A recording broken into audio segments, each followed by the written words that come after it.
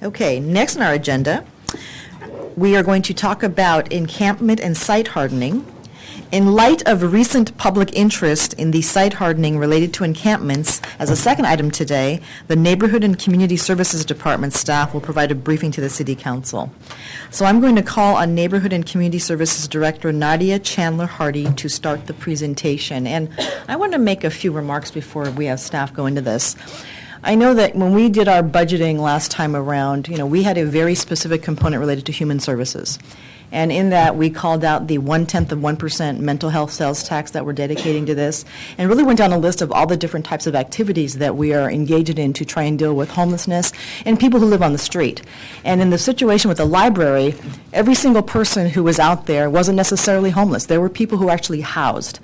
And having been a library employee back in the day, I know that there was a time when that entire block was incredibly chaotic, both for library patrons and library employees. So it's not surprising to see that this population kind of ebbs and flows in that location. But I just want to go on record as saying a few things. Number one, the City of Tacoma is dedicated to respectful, kind human services, period. And we work very hard to try and work with people before we have to take this type of action. We dedicate a lot of resources to human services, and we've been criticized as a city by some folks who say we spend too much money on human services. But as far as I'm concerned, we spend what we can. I know that Councilmember Woodard's recognizes, as Chair of Human Services and Education, that we have far more needs in this community than resources to fulfill all of them. So I wish I could tell you that we can suddenly just shift all this money over to deal with this issue, but we have multiple needs as a city, so we're trying our best to do what we can with what we have. But I just wanted to make sure that I went on record to say that. And for some of our social service partners who want to hold community conversations, we welcome that. We like the idea of community participation. But I also hope that some of these same organizations are going to step up and be part of important programs that we've been trying to get them to participate in as well. So I'll stop right there and I'll let staff go ahead and take this over. Go ahead, Pam. Or Nadia, go ahead. Thank you, Mayor Strickland. Staff are here today from NCS to provide City Council an overview of the city's efforts through its programs and resource investments and services to address homelessness, our encampments around homelessness, and the site reclamation program to address the social issues around those experiencing homelessness. Staff will also review the city's investments around the mental health piece to this program and other wraparound services provided to the community to help assist those who may be experiencing homelessness.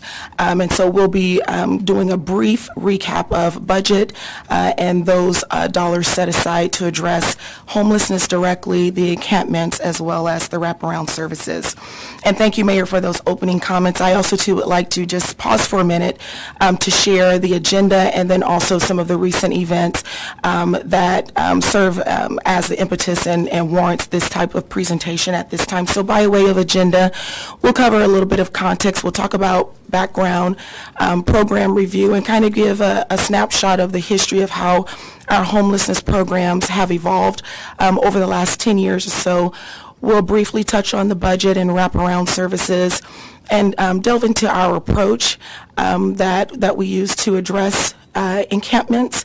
We'll also discuss a little bit about issues and challenges, and it's very important that we pause for a minute to discuss some of those challenges that help us drive what we believe should be our next steps in approaching this issue in a comprehensive manner.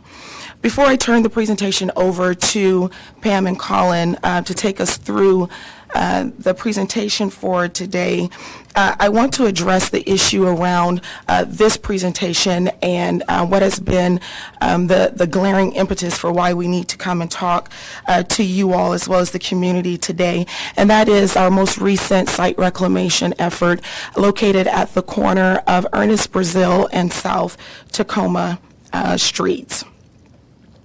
And so it is unfortunate that this reclamation effort has been mischaracterized throughout the community as an isolated reactionary measure targeting our underserved and most vulnerable populations in our community.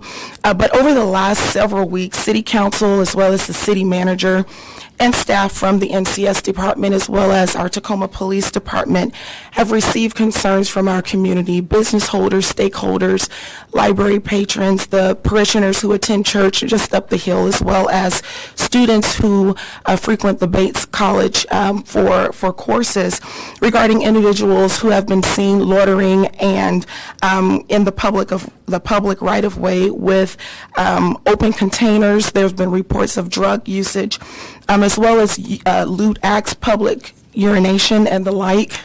And we're putting up some of the complaints that we have received over the last several weeks. Hypodermic needles, of course, related to the drug usage, and then the encampments. And so we did put together a staff team from NCS, our partners at PATH and Positive Interactions, as well as Tacoma PD, to go out and assess the situation and make a determination as to what the next steps were to be for this particular site. And so staff did determine that there was a public nuisance as well as a public safety concern. And so our original plan was to install more of a landscape approach in this area, inclusive of trees, plants, and a few rocks. However, after engaging our public works staff and partners, understood that this is not planting season, and so our efforts to include any type of vegetation at this area would be null, as the plants would die within several weeks of being planted. And so staff determined that we would move forward with the site hardening piece, install the rocks in the interim, and then when we are able to plant the trees and the other plants, we would do that immediately. And so that is what our plan is to do regarding this site.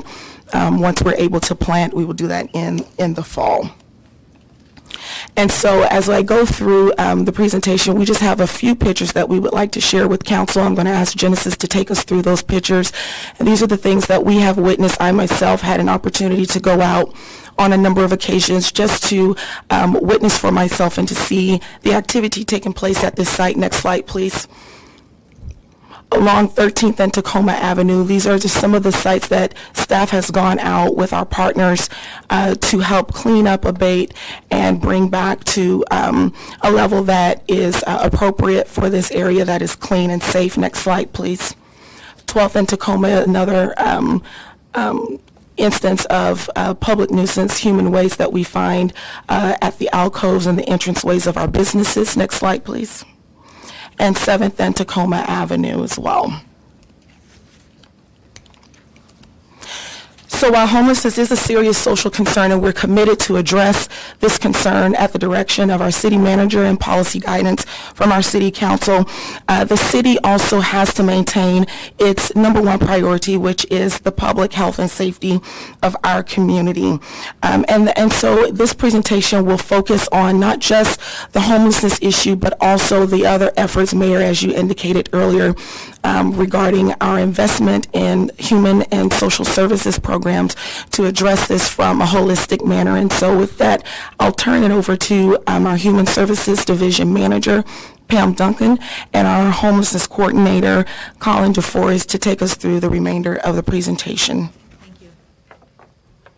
Good afternoon. In 2006, Resolution 36947 was passed, and this resulted from the city's investigating ways to address business, environmental, personal health, and trespass issues surrounding homeless encampments. The Housing First model is a national best practices model that was identified as a humane approach to ending encampments by providing housing along with supportive case management. Initially, there were 4 organizations that were identified to provide services. Metropolitan Development Council was to provide 33 beds, Greater Lakes Mental Health 17, Tacoma Rescue Mission 15 beds, and then Pierce County would come along with 35 beds. Over the course of the last couple of biennia, the city beds, which were initially to be about 100 beds, the city beds have been reduced down to 23 beds. MDC currently has 16 beds, and Greater Lakes Mental Health has 7 beds. I'd like to point out that MDC has also indicated that it is transitioning away from the Housing First model. So those 16 beds that we have right now with MDC will no longer be in effect after MDC transitions away from that. So, Pam, I'm going to stop you for a second. Yes. So MDC made the decision themselves that they wanted to transition out of Housing First. That's correct. And you. then also Tacoma Rescue Mission Yeah. did not provide the Housing First beds. The chronology of the encampments and the Housing First began in 2005 with the Homeless Task Force that began looking at homelessness in our community. And then, as I mentioned, there is the resolution that was passed, and in 2006 the Housing First and Encampment Elimination Ordinance was introduced. In 2013 we had a encampment cleanup revision.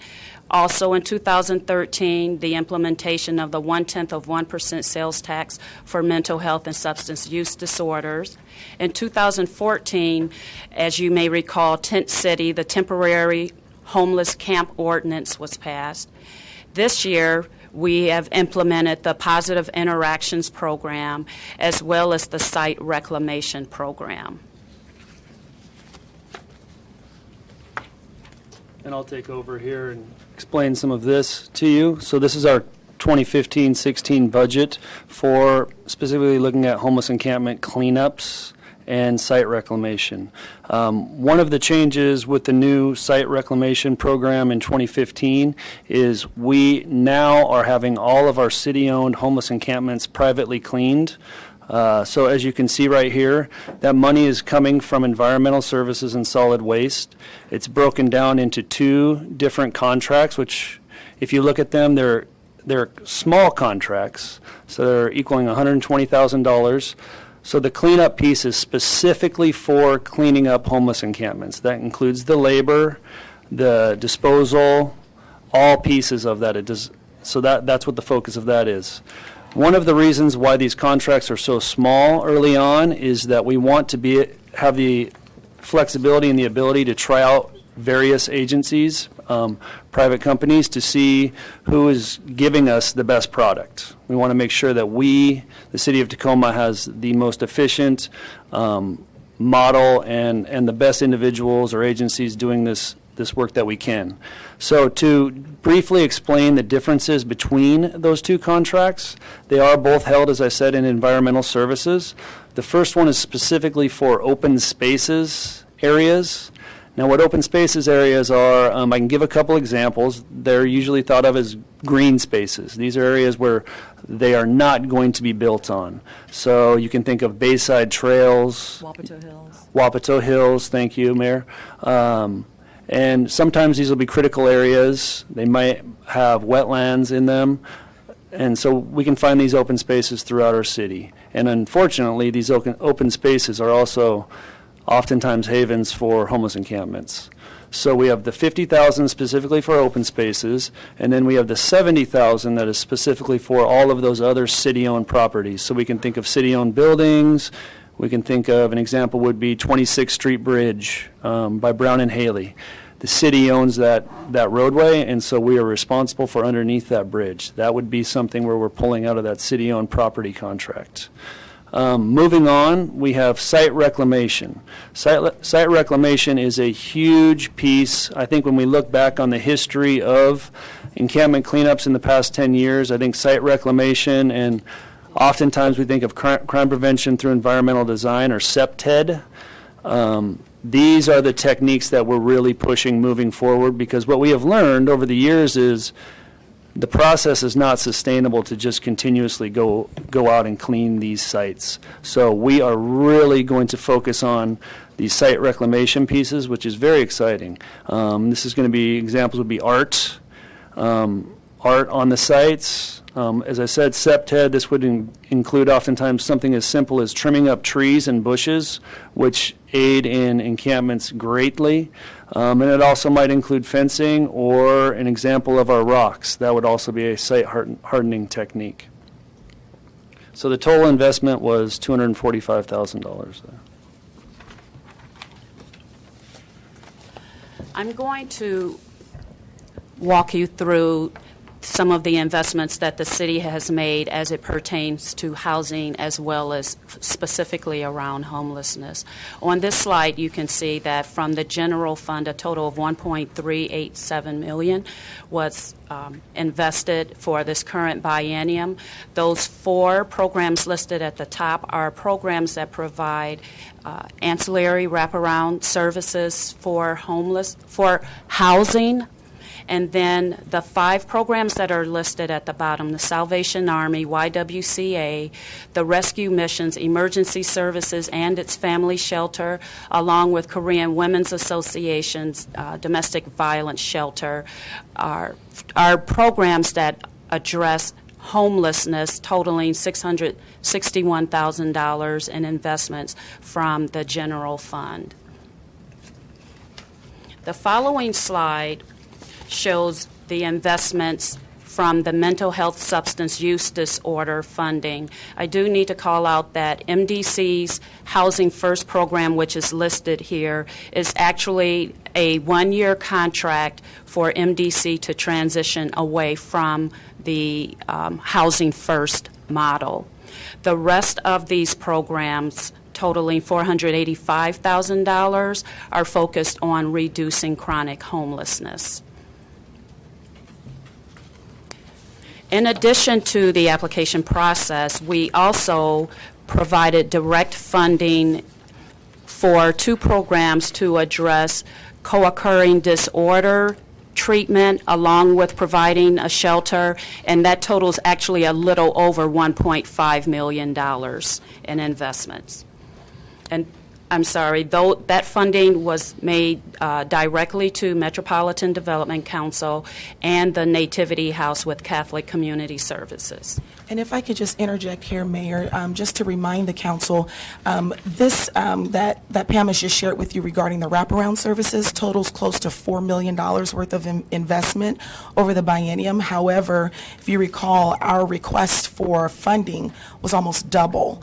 And so if nothing else speaks to the need in our community as it relates to homelessness and needing to rapidly rehouse those experiencing homelessness, I think just the comparing and contrast of funding available and funding requested for services really illustrates that point very clearly. All right, so I'm going to come back here and give you some more information on some of the encampments and walk you through some of the other implementations that we've made in the past 10 years. So in 2013, one of the things I realized was we really had no idea how many homeless encampments we had in the city of Tacoma. And really what we were doing was we were chasing these encampments and individuals around from place to place with not a lot of method in place. So in 2013, I decided I would start GIS mapping the homeless encampments in the city of Tacoma. This is something that I did myself, and I kind of didn't know what I got into when I started it. So what you can see here is our annual GIS map. Unfortunately, the data, if you look at the legend is going to be from it actually has not been updated to the 73, so it shows the 86 still. But to walk you through, as you can see, we've had when we look at this, sometimes we scratch our heads and say, well, how does this make sense? I'm seeing in 2013 we had 175 homeless encampments. And what that means is just various throughout the city. An encampment would be classified as if there's one individual sleeping in a tent, in a sleeping bag, on just having a blanket. That would be an encampment. Encampment sites are going to be many encampments put together. So like Mayor said earlier, like Wapato Hills, Bayside Trails, those would be encampment sites with many encampments within them. So these number right here, to clarify, is encampments, not encampment sites. So as you can see, we went 175 to 86. So that really good work. I was really proud of that work. And then from 86 to 73, also very proud of that work. So I'll kind of explain what this includes, us going out and how we're reducing these numbers. But what I want to touch on very quickly is, obviously I'll quickly touch on the red, orange, and yellow. So this is the various severity levels of the encampments. Thank you, Genesis. So obviously red is going to be our highest level. Those are going to be level 3s. And really how they're classified is by size, access to encampments. Some of them are on steep slopes, hillsides, in wetlands, underneath bridges. So that's going to be one of the things we look at, size of the actual encampment, and then also, as we saw in some of those pictures, really the hazardous material that we find at the site, and then also just the tonnage of waste that we find at the site. So that's how they're classified.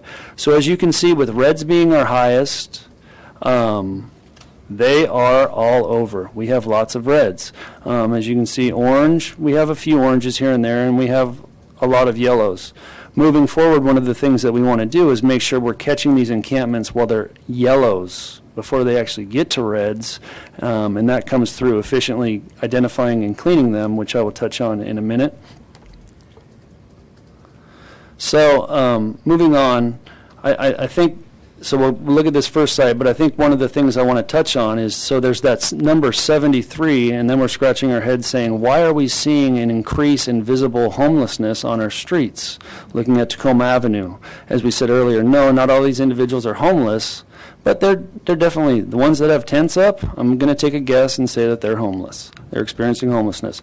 So why are we seeing this increased number on the streets if we're seeing a decrease right here? And really what that is, and I think what kind of the overarching theme is we do not have the housing stock for these individuals. So as I get them out of the woods and try to connect them to resources, you do the math on it, and they no longer go into the woods, now they're on the streets. So it's kind of a double-edged sword. As we drop the number of encampments, if we don't have the housing for this, we're going to increase the number who are basically visible in our day-to-day lives.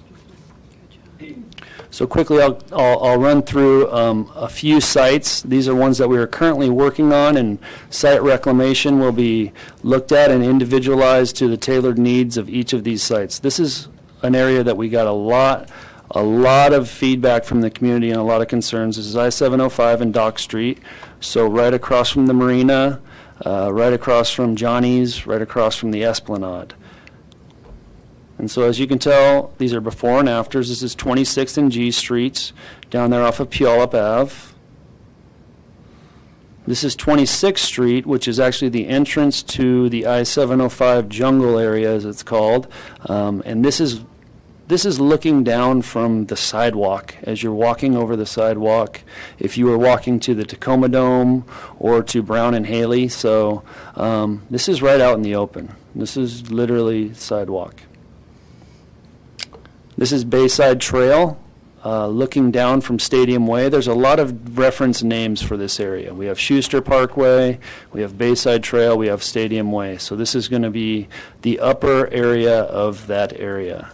And I won't go into detail on these pictures, but if you'll notice, if you have noticed in the previous picture and in these pictures, you'll notice little orange dots all over. Those are needles. So one of the common things we find in these sites is hypodermic needles, which is very concerning. Moving forward with our site reclamation process, I just want to quickly walk you through it. So when we go out, basically this is what we do. So when a site is identified, that's usually either going to happen through Tacoma First 311, a call to TPD, or a call to myself. So when we identify that site, first thing we're going to do is we're going to notify the individuals at the site. We're going to send some of our community partners out there. We're going to send our PATH mental health outreach team out there. If it's around a business, we're going to send our positive interactions team out there. Oftentimes I will also go out there, and followed closely through behind them will be TPD. What we do is we inform the individuals that they will have to be moving along. We offer them a pretty wide range of resources and services, and we let them know that this area will be cleaned within 24 to 48 hours depending on the site. From there, once we get the site cleaned, really that's where the site hardening and monitoring piece come in, and really depending on the site, what that's going to look like is really a management plan for this area so we can hopefully keep it from repopulating in the future. Okay, so we'll briefly touch on some of the challenges that we're facing, and I kind of got ahead of myself and talked about this a little bit earlier, but here's some of the numbers. By the numbers, what we see. So we have our 2015 annual homeless point-in-time count. They call that the PIT count. This is a HUD requirement for any agency or any jurisdiction receiving federal funding. So you have to do this. This is a snapshot. They do this in January. So what you see right here is our total number of persons, almost 1,300, nearly 900 households. What this doesn't tell you is that this only counts families and individuals that are willing to participate in the survey. So chronic homeless individuals, 191. So let me give you an example of what this will look like. If I am out at an encampment and there's 10 individuals there, it's clear to me that all of these individuals are experiencing homelessness and they're living out there. If I ask them, are you willing to fill out this survey? If only one of those 10 will fill out that survey, which is pretty common with this population, we count one individual. So that gives you an idea of the accuracy. It's what we have right now, and so we can use it, but it's not exactly accurate. We have another challenge is just our shelters, the capacity that we have. We have 6 shelters in Tacoma, which is a lot. When we look at other areas, as you can see, they rely on us. Many areas of Pierce County, Puyallup, Lakewood, Fife, UP, Gig Harbor, Bonnie Lake, none of them have any shelters. So what that means is anyone from those areas is coming to Tacoma to use our shelters. Why don't they have shelters? That's a great question. I know, I guess it's just a budget thing and a prioritization. I know I can specifically look at Puyallup, and I know that Puyallup has a coalition, and they are pushing to get a shelter, but time and time again, they just have not prioritized it. So I believe it really comes down to priority of these areas.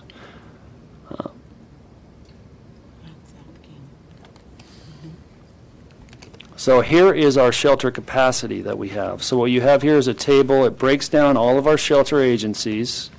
So these are, oftentimes we have shelters that do both individuals and families. So the first one, as you can tell, is the Rescue Mission.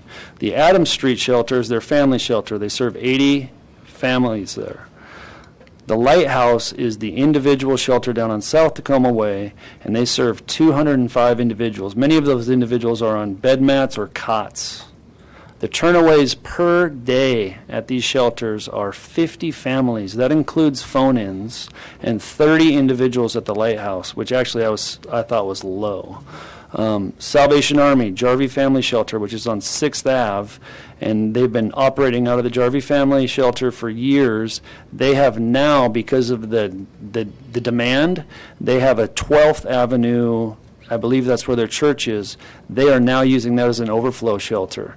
So they serve 14 families, and now they're serving 25 overflow families or individuals at their 12th Avenue church, basically. They serve 6 women individuals in the Jarvie Family Shelter, and their turnaways per day are about 8 families. CCS, Family Housing Network, and the New Nativity House. So the Family Housing Network is very small. It rotates from church to church. They serve 5 families, and to my knowledge, they're not turning anyone away. It's a very unique program. However, the New Nativity House, which is our new shelter that is up on Yakima Ave, so they are serving, what's the math on that, 167 individuals, including men and women, which is another thing to point out. The Lighthouse only serves men, so that's 205 individuals, which is great, but that is only men. So women are served at Adams Street, the family campus, so they will serve women there also, but then they're served at the New Nativity House. New Nativity House, I talked to their director this morning to verify these numbers. They're turning away between, on average, 55 and 80 individuals a day.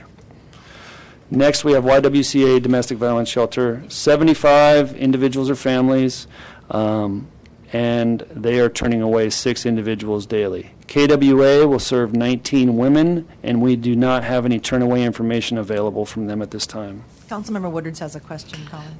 Yeah. Colin, with the building of the new Catholic Community Center, the new Nativity House, did they increase the number of beds they have, and what was the increase? the increase from when they were at the Tacoma Avenue shelter yeah. previously. And was it I believe it was an increase, but, It was a slight increase. I do not have the. Consolidation than anything Yeah. else. yeah. And it was an increase when you, from your looking comprehensively, because they have the 50 units of permanent supportive housing there also. Okay. So I think when you look at the new nativity house as a whole, there's a whole increase.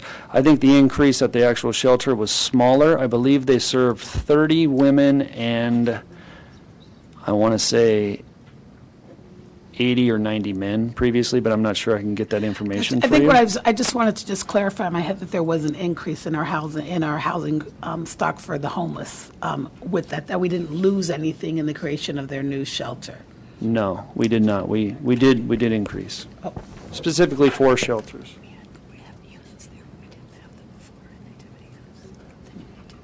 Right. Yeah. And as Diane said, we have the units there, the 50 Right. secured access units, Gotcha. which is a great increase to our permanent supportive housing across the system. Wait, one more question, Colin, if you can go back. So are we seeing, because I'm sure that you've put this information together before, are we seeing an increase or a decrease in turnaways, in the number of families that we're actually turning away? We're seeing an increase. Okay. And Colin, could you talk about the Randall Townsend townhomes for veterans and how that fits into this whole conversation? Right.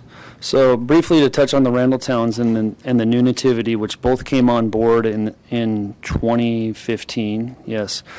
So between those two, they are the first the first secured access housing that we have within our system, within our county.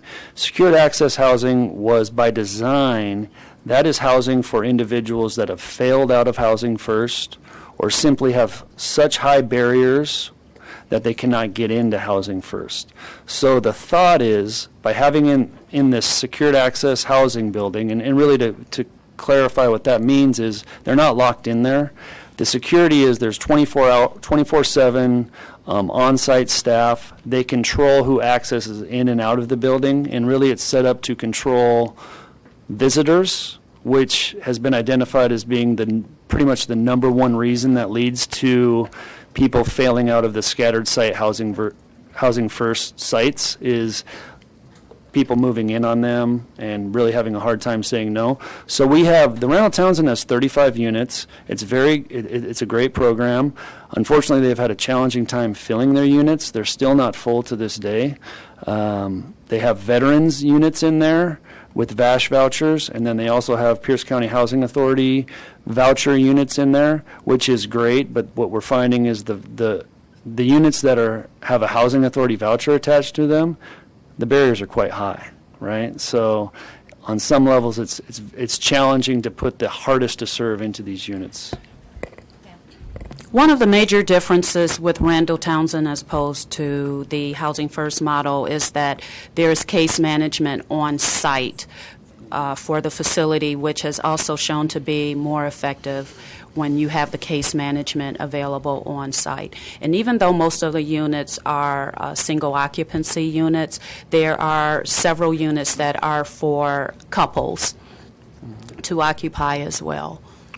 So could you talk a bit, maybe you'll do this on the next slide. So we've been talking a lot about sites, locations, and shelters, but talk a bit about the people here, because I think that for some folks, it's not as though there is a profile of a homeless person. Right. People end up homeless for a variety of different reasons, and I think sometimes to say folks, well, just do something about them. It's like, well, they are a very diverse group of people with so many different types of needs. So talk about some of the folks that we encounter, and then also talk about some of the folks who frankly don't really want our help.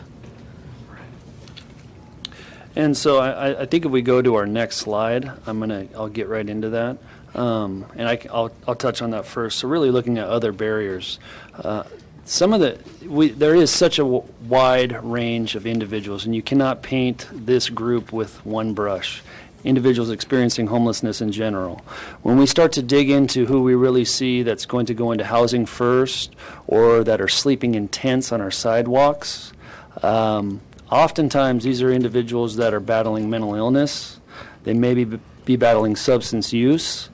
Another scary thought is, but it's a reality, is many of these individuals are sex offenders who are registered as transients. So they're in good standing, but they register when they come out of jail. They have the option of registering in a transient. And the reason for that is for level 3 sex offenders who are the highest level, it is very challenging to find housing.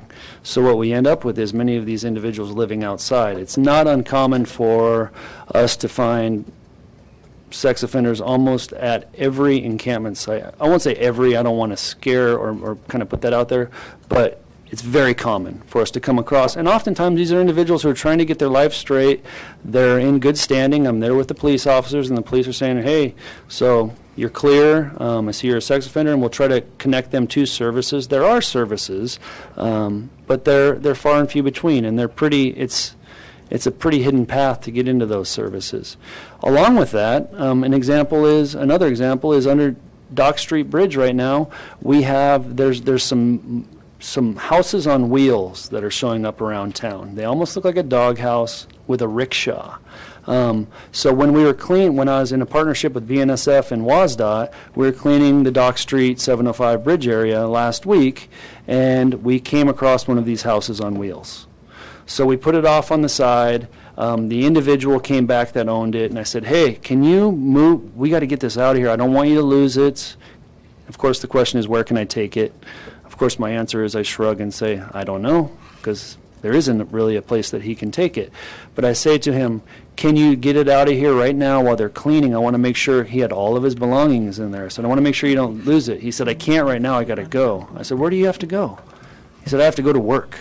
I'll be back at 5. And I said, you work? He says, yeah, I work full time. I'll be back at 5. Is that all right?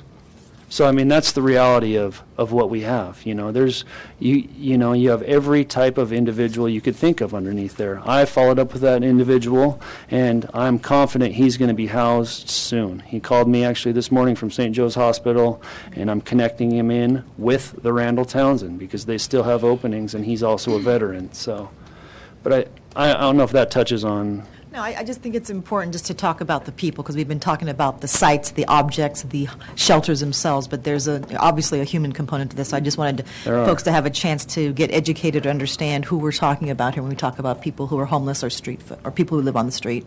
Right. And Mayor, if I can just add and speak to another vulnerable section of this population in our community that you don't see in these slides, and we did not provide on the chart in the prior slide, but unaccompanied youth.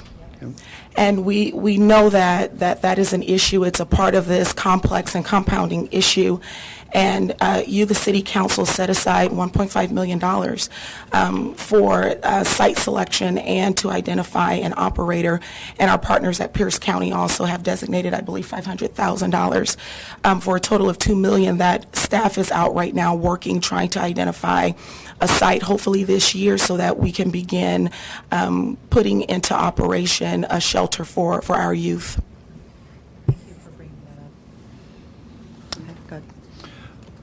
Okay, I'll get back to this and try to close up with my, okay, we moved on to, right here, okay. Sustainability of cleanups. So over since 2013, since I started counting the encampments, we've cleaned up over 230 homeless encampments. And that's actually homeless encampment sites, I should clarify. When we try to put a cost on what does it cost to clean a homeless encampment, how much does it cost, how much time does it take, it's really, just as the individuals are varying, each site is kind of its own, its own individual site. And some of them, as I mentioned earlier, depending on the slope, depending on their location, they're going to be very challenging to clean up. We have other sites that are very easy to clean up. If we have, and the longer they go, the duration, obviously the worse they're going to get.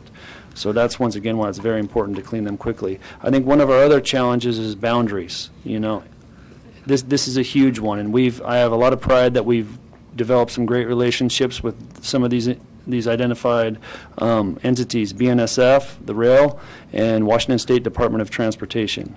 Many of the encampments in the city of Tacoma fall on Washington State Department of Transportation property.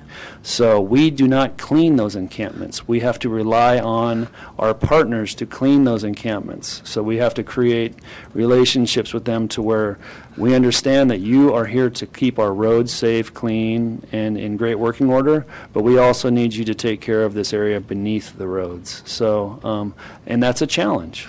Because it isn't as efficient as the process we have in the city. We can't get someone out there the next day. So moving forward, that's something we're going to continue to look at. In terms of our next steps, we have prioritized the encampment cleanups beginning with the hot spots. So we do have a plan for which spots will be addressed in which order. And we've also addressed we are tailoring our approach to that public site reclamation, which could be using art as a way of mitigating encampments. We're working with Amy McBride and CED to address that. Also incorporating CPTED, which is crime prevention through environmental design, landscaping, or site hardening where appropriate. We have also, in addition to that, we've also created a rapid response team for emerging issues. And this team is an interdepartmental team. It includes both community services and human services of the Neighborhood and Community Services Department. And we have also pulled in our mental health substance use disorder coordinator to provide assistance, as well as Tacoma Police Department. In addition, tent cities is an additional way to address encampments or to mitigate encampments. Ordinance 28216 was established last year as a way to address the growing population of individuals who are experiencing homelessness. I do want to remind you, however, that this is a community effort, and it will take all of the community coming together to address this. Additional next steps are providing our team of city staff, some of whom I've already mentioned, as well as community partners, bringing in our service providers, our residents through outreach and engagement, and ensuring that we do proper notification when a site is about to be cleaned up, so that, and also to work with those individuals at those sites to find out what it is that they need to connect them with those services, to bring in our partners such as the Positive Interactions team, which can help connect them with those services. We also recognize that in terms of the long-range plan for human services, we need an updated assessment. We need to know exactly how many folks are experiencing homelessness. We need to be able to have a better sense of what the trends will be, to be able to project how we need to invest our dollars more wisely and even more impactfully. And we also need policy direction so that as we move forward, we can be sure that we are doing we continue to provide services to all of our community, to every single one of our residents in the most humane way possible. So, Mayor, as we continue to work towards really solidifying what the site reclamation plan is, we will be looking at, as Pam mentioned, our various documents that provide that policy guidance and direction, and as needed, working with the council committee, which is PSHS&E, to bring forward those items that need the attention of our council, the vetting of our council committee, and final action and consideration by the full council. As Pam indicated, this problem problem is very complex. It's compounding. It's much larger than just homelessness, but the needs of those who are experiencing homelessness. And so we will be reaching out to our community partners. We will be working with our colleagues here within the city in terms of understanding what items we need to look at from a legislative perspective, maybe even towards our legislative agenda as it relates to regional approaches towards homelessness, and bringing those items forward to council for future discussions and possible future action. And that concludes our presentation. Thank you for the opportunity. Thanks to the city manager for his support and guidance. And we're open to more questions if council has any. Thank you very much to all of you for the presentation and for the work that you do every single day. We appreciate it. I'm going to open this up for questions. We'll start with Councilmember Ibsen, followed by Councilmember Woodards. Thank you, Madam Mayor. Thank you for your presentation. It's definitely a topic that we need to address proactively. I definitely empathize with folks. It's a very tricky balancing act we have to achieve between, on the one hand, public health and keeping the beauty and identity of areas, and on the other hand, compassion and ensuring folks get the help they need. And it's a real rough spot to balance that.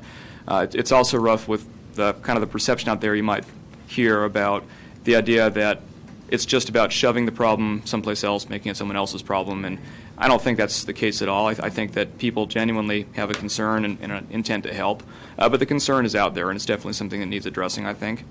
I think overall the biggest issue that I'm detecting just in reading this presentation, reading the background, and listening to the community, it's the perception, I think the reality, that even in our best efforts, we're still being rather reactive to the problem. When we're talking about housing the homeless or dealing with homeless individuals, we're talking about a problem that has already happened. We are talking about addressing something after the fact.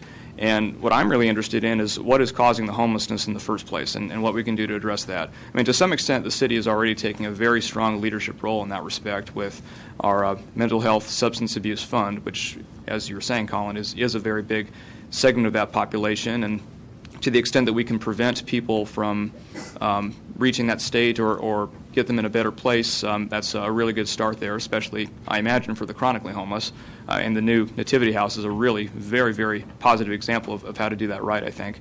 But I'm sure there's many others, and I'm not sure that we've looked far enough into the preventative side. I mean, just for example, I just read a really sobering statistic the other day that 40% of all homeless youth are LGBTQ, which is very, very big overrepresentation. So, for example, when it comes to the youth side, to what extent is bullying, harassment, domestic abuse for our LGBTQ population a factor in kids either getting kicked out of their home or leaving their home? So what is that looking at? To what extent is domestic violence an aspect of this? To what extent is just simple economics?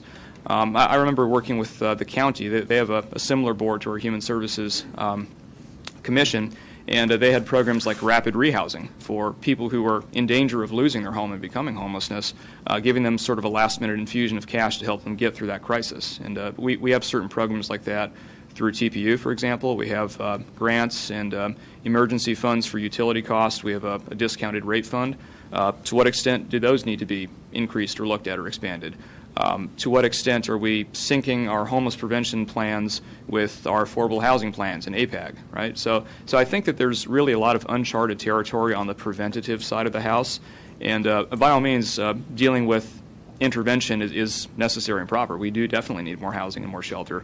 I'd like to think that we can examine more the preventative as well as the triage side of the issue, and I think that we have lots of really dedicated, qualified people, both within the city and in our partner organizations, and I, for one, would really love to study this more.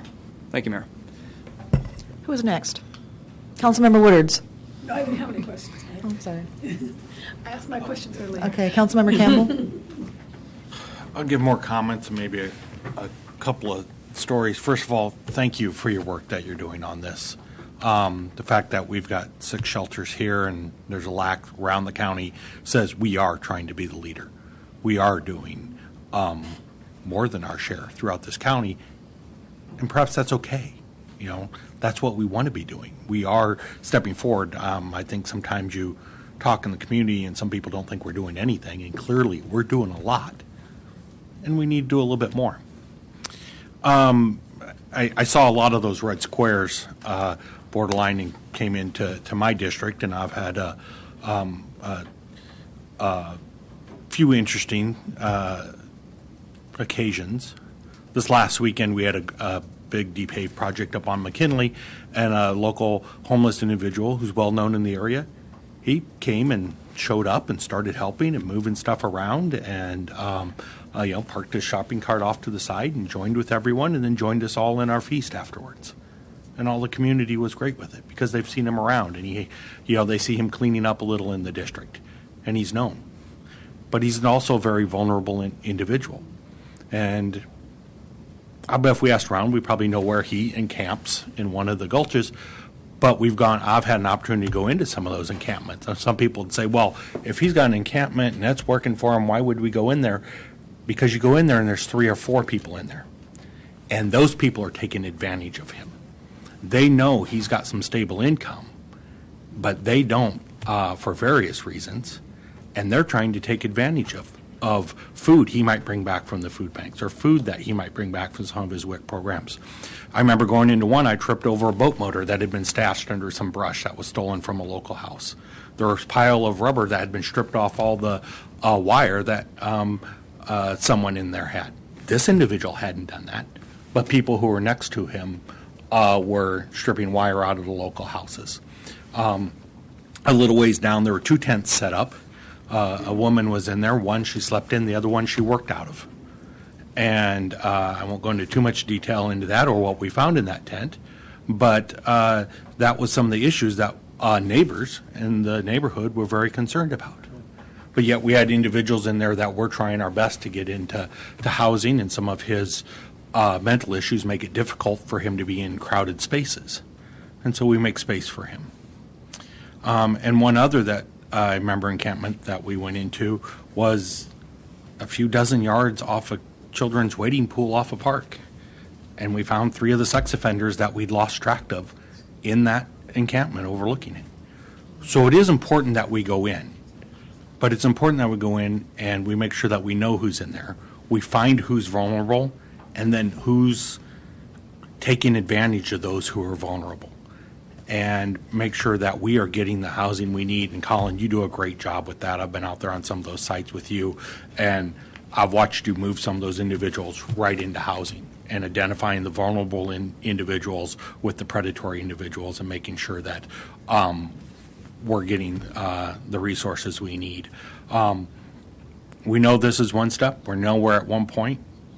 This is homelessness. It's always going to be shifting. It's always going to be changing. As we address one need, another need will rise up as we go into those. So I look forward and continue to be there to work forward as we increase more opportunities for prevention, intervention, where we can, and make sure that we get as many people as we can back on the right track. Thank you for your work. Thank you.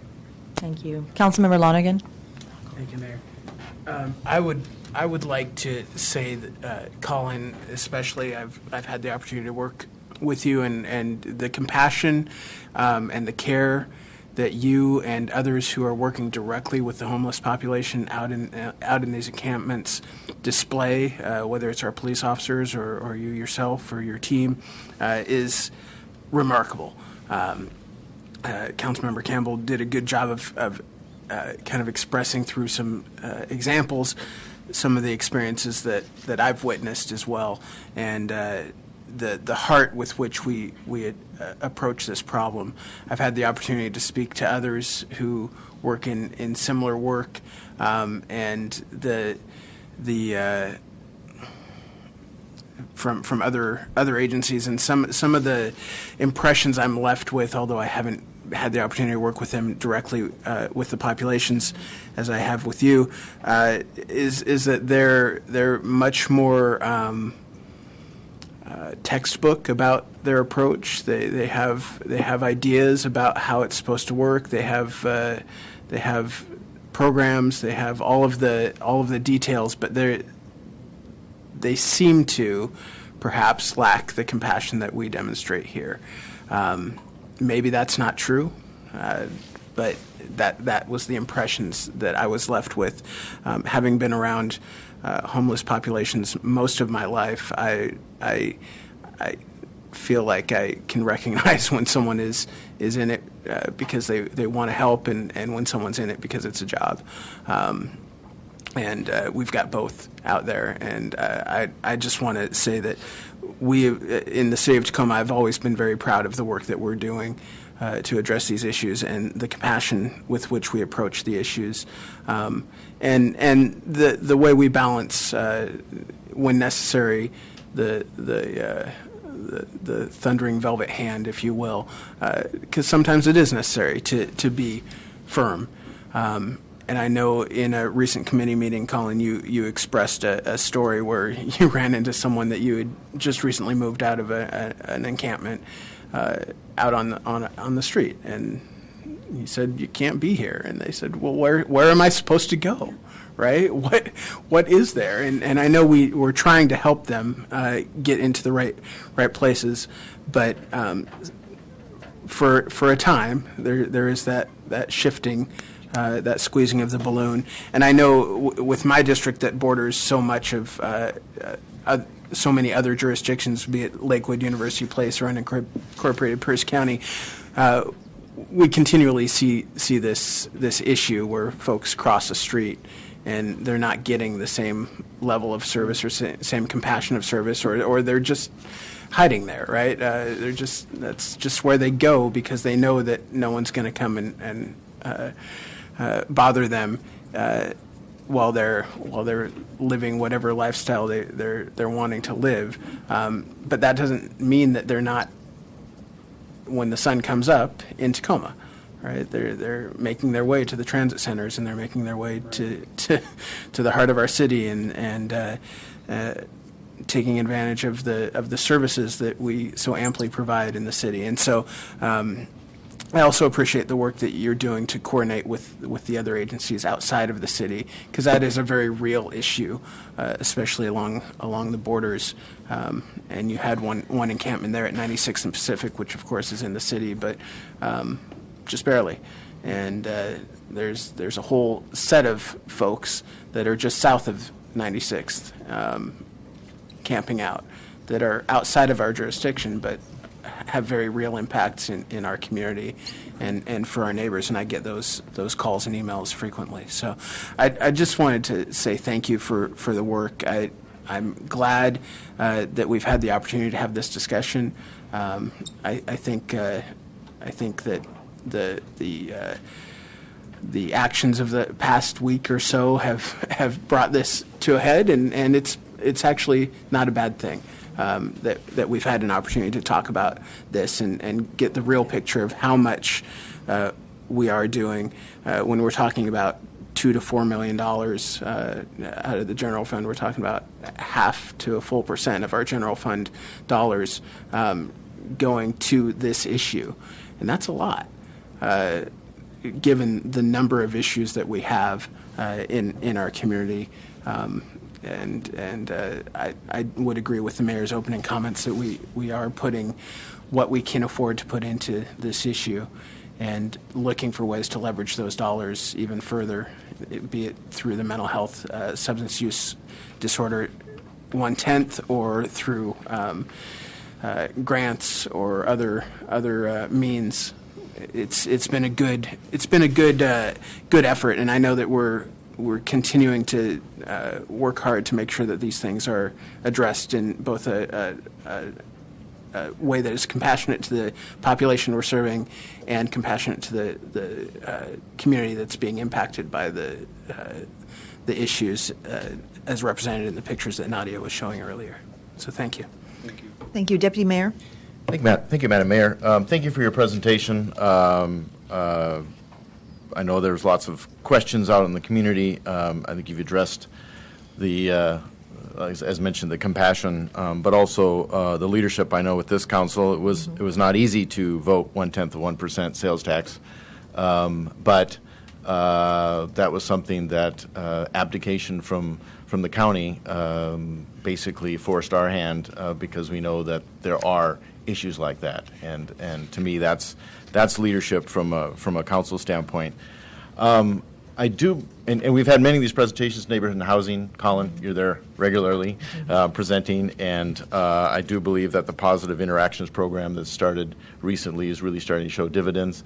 We're kind of throwing on the negative. There's a lot of great stories that you have of individuals who have come out of experiencing homelessness and getting housed and getting a kind of reboot, restart of their lives and careers.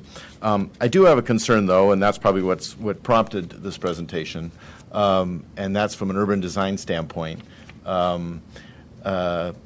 Having studied crime prevention through an urban design, if it's done really, really well, you never realize that it's been done because it has a subtlety to it that's not apparent to those who are walking or driving by.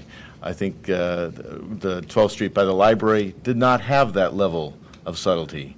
It was a very strong-handed, probably more appropriate to a freeway site or a breakwater than it would in an urban context. And I think that's where a lot of individuals were going, boy, what's going on here? It's like crashing down with a 800-pound hammer.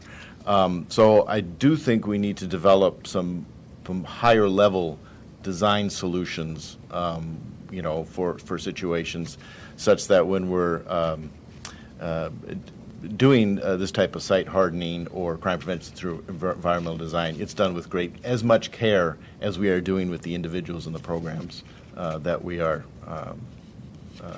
putting forth as the City of Tacoma. Thank you, Councilmember or Deputy Mayor Bowe. And just to touch on the rocks, it's to say the least, the last week has been a valuable learning experience for me. And in hindsight, looking at the rocks, in theory, in my mind, and in the meetings that I had with our community partners, definitely made sense. And I think that we had a plan moving forward with the trees and the rockscape, and potentially some art. It was going to work. Am I proud of what's out there right now? No. Could I take some of those rocks back if I could? Yes, I would. Do I plan to in the future? Yes. I think we're looking at it now as this is phase one of what's going to be the site reclamation in that site. I think that we have what we have for right now, and I think moving forward we're going to really tap into the minds of some of our partners who can look at this like yourself and say, no, this isn't going to work. And I'm confident we're going to come out with something. It may take 6 months until we can plant those trees, but I think when we get those in there, that I'm confident we're going to have something that we can be proud of. But it's definitely been a learning project, a process for me. So thank you. Yeah, and just to fall back, I know, again, as an architect, I felt very disappointed some years ago when the hill climb of 12th Street, I guess, down from the City County building in McCormick Park, and all of a sudden everything was fenced in. We were going to fence in everything. And to me, that is just, I have that same feeling about all those fences, that's not really the correct, from a design standpoint, the correct way to go. I understand it from, logical and from a safety standpoint, but from a design standpoint, I think there's maybe a higher level we can achieve some of these things without being cognizant of its visual impact and what people will see when they view it. So, got some work to do. Yes, Mr. City Manager.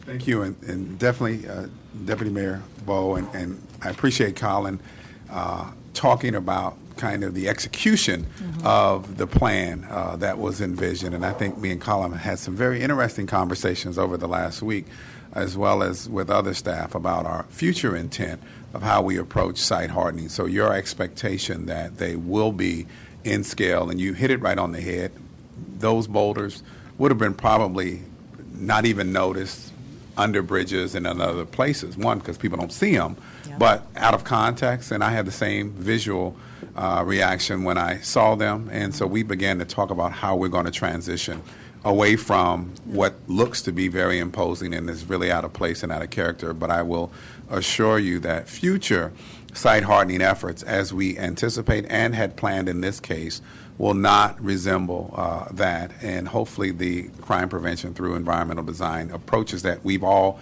now at least been certified on, particularly those who do this kind of work, will make sure that we have that kind of guidance going forward, and that you will be happy as an architect, and those around will be happy. And hopefully, again, the wraparound services and the other things that we do, those who want to take advantage of them, they'll continue to do it, and we'll continue to find dollars to put into programs that we believe are important to the fabric and backbone of this community. But it is telling when you look at our surrounding jurisdictions and what they don't do and what they do not have, that demonstrates that we do get it, we do care. And so the broader conversation needs to be a regional one, and really begin to take responsibility and ownership of your population, and not in some cases relying so much on other jurisdictions to do it. And so that's a conversation I'm hoping we can have, that our partners are currently having, and that we can engage in and convene meetings to broaden that tent, so to speak, as it relates to who is caring for the least among us and the most vulnerable. So thank you again, and I appreciate your comments, your support. It's been an interesting week, and we've got some newfound advocates for homelessness that I'm looking forward to working with on a more long-term basis, and not in the limited time that it might take to have lunch. So that will be interesting for us. And so I appreciate this presentation, which actually lasted longer than our meeting that we had out at Brazil Street, where we had a fine time dining. So thank you. Well, and then I have to say something too. It's interesting because, you know, the number of boulders and their size, not exactly the most elegant execution, but I think that a couple things happened. Without those boulders, there would be no photographer, no column, no article, no righteous outrage, and definitely no picnic. So if nothing else, this brought to light a problem in our community and an opportunity to shine a light on all the good things that the city does regarding homeless and street populations. If we had planted trees and lavender bushes, I don't know that this would even be a conversation right now. But it doesn't change the fact that we do have a homeless population and street folks who need help, and that we are doing the best we can with what we have. Government can always do better. That's a fact. But we also need our surrounding communities to step up as well.